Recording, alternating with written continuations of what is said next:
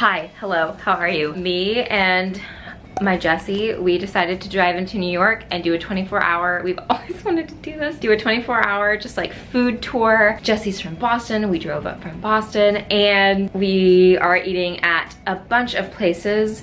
I will describe them, tell you how they are, and tell you what I think you should order. And if you're new here, don't forget to subscribe. I do vegan content like this all the time. So if you're into vegan foodie tours, please let me know because I would love to do this again. This is already a blast. So please enjoy our 24-hour vegan food tour of New York. Let's just go. After our charming drive through Connecticut, or as I like to call it, hey, Jessie, is this where they filmed Gilmore Girls? Okay, our house is burning down and you can save the cake or me. What do you choose? Well, that's not fair. The cake doesn't have legs. We arrived in New York, and after dropping our bags at our beautiful hotel, look at this view! We literally just looked up what would have been the cheapest place to stay for one night, and this popped up and it was near everything we wanted. And I'm showing you the view because the room is very messy, and I love it. I love it here. I love New York. Let's get into the food. We headed straight to Brooklyn to try Screamer's Pizzeria, a 100% vegan place. I spent most of my time in 2020 drooling over their Instagram and being sad, so we could not wait any longer to try it when we got there. We got the buffalo pizza that has buffalo cauliflower, almond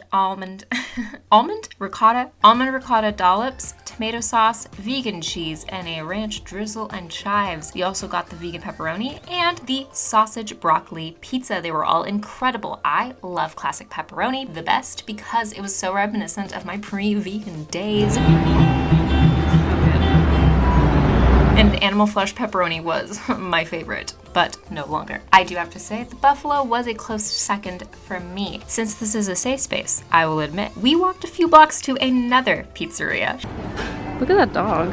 He's so cute. Look at him. He's crossing the street. Thank you very much. Hi, doggy. It's called Paulie G's. We had a slice of the vegan cheese, which is fine and dandy, but y'all. I'm gonna try this. Yeah. Hopefully I won't burn myself. Yeah, is it hot? It feels really hot. Not that bad. Okay. Thank you. Oh, that's delicious. The winner was the Sicilian crust pizza. It's basically like the most fluffy piece of focaccia you have ever had, and it had a baby with a vegan pizza, the toasted sesame seeds, in the crust. Took me to another planet, please go. It is Nisha approved. After, we went back to our cute little hotel and changed for an early dinner. We went to Sestina, which is a vegan pasta bar. Matthew Kinney has a few phenomenal vegan restaurants around the US, but this one has to be my favorite. Cheers!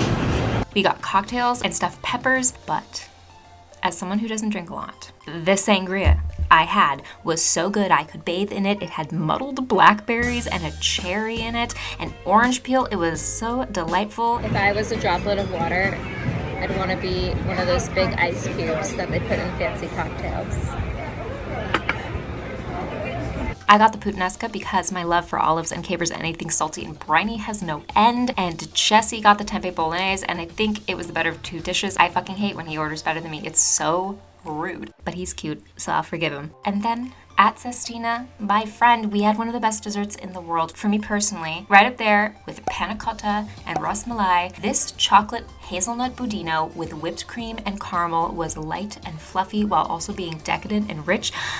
I get overwhelmed by desserts that are too rich, but I actually could finish this one. It was so well balanced. We thought we were done for the night, but joke's on us, because after dinner we walked around, worked up quite an appetite, and decided to get a midnight snack. So we walked over to Beyond Sushi after hearing so many people rave about it. We got the Mighty Mushroom, which had an incredible truffle sauce, and a rainbow roll, which had this plant-based fish on it that actually blew our minds. We loved sashimi so much before going vegan, and this was so satisfying, and no fishies were involved. We went to bed pretty late, so the next day we woke up a little too late for brunch, so we tried to run to Washington Square Park and catch the famous dosa guy for an early lunch. If you know me, you know masala dosa is my favorite food, but I was devastated when I realized he wasn't working that week. Couldn't have predicted it. I was very sad. We had to run a couple errands, so we just grabbed a banana, ran those, and then headed to Orchard Grocer for a late lunch. Orchard Grocer was recommended by one of my besties, Russell, aka Roller Coaster Vegan, and they did not steer us wrong. This vegan grocery also served some incredible sandwiches, as well as some vegan products I had never heard of. It's literally my job to know the new vegan products coming out, and these things surprised even me. Should we go inside? Yeah. everything you could possibly want. Russell really likes these. Great jar. These are delicious. If you've watched my video. This is quite possibly the coolest vegan thing I've ever seen. I would do a lot to have that every day. Not ordered yet? No, I did order them. Okay, good man, good man. Oh, my contacts are sticking to my eyeballs. Jesse, will you hold this? Angela Roy, buy through my link. The first thing we got, Beauty Guru. Ooh, I'm really excited for this one. We got some of this. Then, yes, this can taste like hot garbage, but I'm still excited to get it because it's just so cool looking. I used to love fresh. This, not vegan.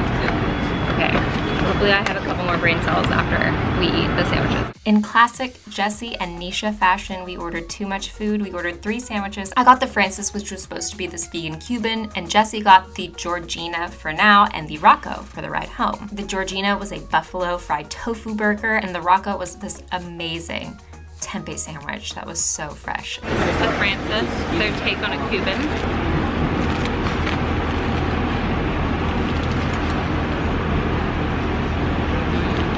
So good. Oh. To close our 24-hour food journey, since we love Screamers so flippin' much, we grabbed a couple more slices for the ride back to Boston. Of course, I got the pepperoni again, and just to try this other pizza that I'm not really sure what it is, I'll have to put it in post.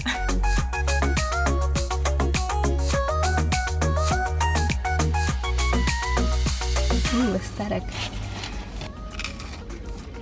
A crunch. Switch. Oh my god. And caramelized onion. No almond ricotta. After a couple hours in the car, we shared the Rocco, again passing through Connecticut. And I'm not exaggerating when I say it was the best tempeh sandwich I've ever had. Definitely check out any of these places next time you're in New York City. And please like, comment, and subscribe for more whirlwind vegan food adventures. Stick with me and you won't have to throw away your foodie card while being cruelty-free. Bye.